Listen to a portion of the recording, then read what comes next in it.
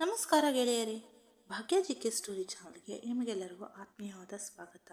ಚಾನಲನ್ನು ಸಬ್ಸ್ಕ್ರೈಬ್ ಮಾಡುವ ಮೂಲಕ ಈ ಕನ್ನಡತೆಯನ್ನು ಪ್ರೋತ್ಸಾಹಿಸಿ. ಹಾಯ್ ಗೆಳೆಯರೇ, ನಾನು ರಾಜೇಶ್ ಅಂತ. ನಾನು ನನ್ನ ಡಿಗ್ರಿ ಮುಗಿಸಿ ಕೆಲಸಕ್ಕೆ ಅಂತ ಬೆಂಗಳೂರಲ್ಲಿರುವ ನನ್ನ ಫ್ರೆಂಡ್ ಹತ್ರ ಬಂದೆ.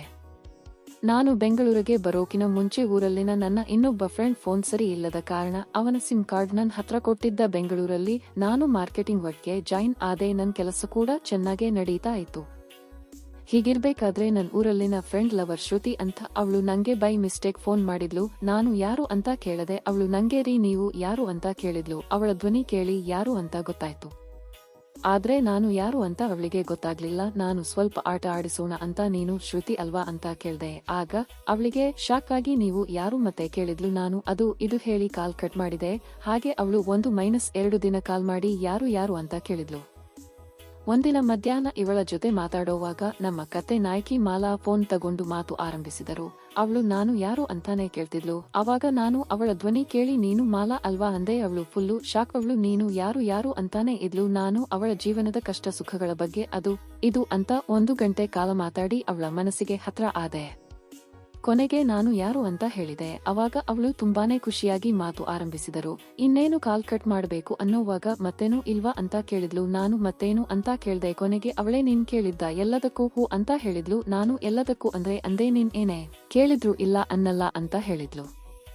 ನಾನು ಧೈರ್ಯ ಮಾಡಿ ನಾನು ನೀನು ಬೇಕು ಅಂತ ಅಂದೆ. ಅವಳು ಹೂ ಆಯ್ತು ಬಾ ಅಂದ್ಲು. ನಾನು ಸರಿ ಅಂತ ಅಂದು. ಆಮೇಲೆ ನನ್ನ ನಂಬರ್ ತಗೊಂಡಳು. ತನ್ನ ನಂಬರ್ ಕೊಟ್ಲು. ಫೋನ್ನಲ್ಲೇ ಕೆಲವು ದಿನ ವಿಷಯದ ಬಗ್ಗೆ ಚಾಟ್ ಮಾಡೋದು ಮಾಡ್ತಿದ್ವಿ.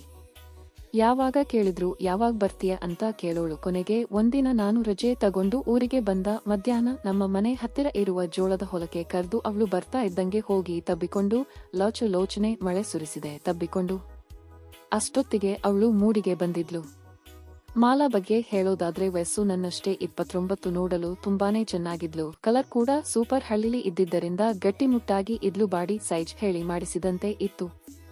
ಆ ಕೆನ್ನೆ ಒಳ್ಳೆ ಆಪಲ್ ತರ ಇತ್ತು. ಒಟ್ಟಿನಲ್ಲಿ ನೋಡಿದೋರಿಗೆ ಕಣ್ಣಿಗೆ ಹಬ್ಬ ಅನಿಸೋದು. ಆದ್ರೆ ಗಂಡನಿಂದ ಪರಿಪೂರ್ಣವಾದ ಸುಖ ಸಿಗದ ಅವಳು ನನ್ನಿಂದ ಸುಖ ಪಡೆಯಲು ಬಂದಿದ್ಲು. ಅವತ್ತು ಹೊಲದಲ್ಲಿ ಸ್ವಲ್ಪ ಹೊತ್ತು ಮಾಡಿದ ಮೇಲೆ ಯಾರಿಗೂ ಕಾಣದ ಹಾಗೆ ಅಲ್ಲಿಯೇ ಇದ್ದ ಮರದ ನೆರಳಿಗೆ ಕರೆದುಕೊಂಡು ಹೋಗ್ಬೇಕಾದ್ರೆ ನನ್ನ ತಬ್ಬಿಕೊಂಡೇ ಬಂದ್ಲು. ಅವಳು ತಬ್ಬಿಕೊಂಡಾಗ ಅವಳು ಮೈ ತುಂಬಾನೇ ಬಿಸಿಯಾಗಿತ್ತು. ಮರದ ನೆರಳಿಗೆ ಕೂತು ಸ್ವಲ್ಪ ಅದು ಇದು ಮಾತಾಡ್ತಾ ನಾನು ಅವಳ ಉಬ್ಬಿದ ತಿನ್ನೋತರ ನೋಡ್ತಿದ್ದೆ. ಅವಾಗ ಅವಳು ಬೇಗ ಬೇಗ ಹಾಕಿ ಮಾಡು ಬಾ ಅಂತ ಗೋಗೋರಿಯುತ್ತಿದ್ದಳು. ನಾನು ಅವಳನ್ನ ಸ್ವರ್ಗದಲ್ಲಿ ತೇಲಾಡುವಂತೆ ಮಾಡಿದೆ. ಹೀಗೆ ನಾನು ಸಮಯ ಸಿಕ್ಕಾಗೆಲ್ಲ ನಮ್ಮ ಊರಿಗೆ ಬರುತ್ತಿದ್ದೆ. ಧನ್ಯವಾದಗಳು ಗೆಳೆಯರೇವ. ಕತೆ ಬಗ್ಗೆ ನಿಮಗೆ ಕಮೆಂಟ್ ಮಾಡಿ. ಹಾಗೆ ತಪ್ಪದೆ ಚಾನೆಲ್ಗೆ ಸಬ್ಸ್ಕ್ರೈಬ್ ಮಾಡೋದನ್ನ ಮರಿಬೇಡಿ. ಮತ್ತೆ ಮುಂದಿನ ಕತೆಯೊಂದಿಗೆ ಸಿಗೋಣ. ಅಲ್ಲಿವರೆಗೂ ಕಾಯ್ತಾ ಇರಿ.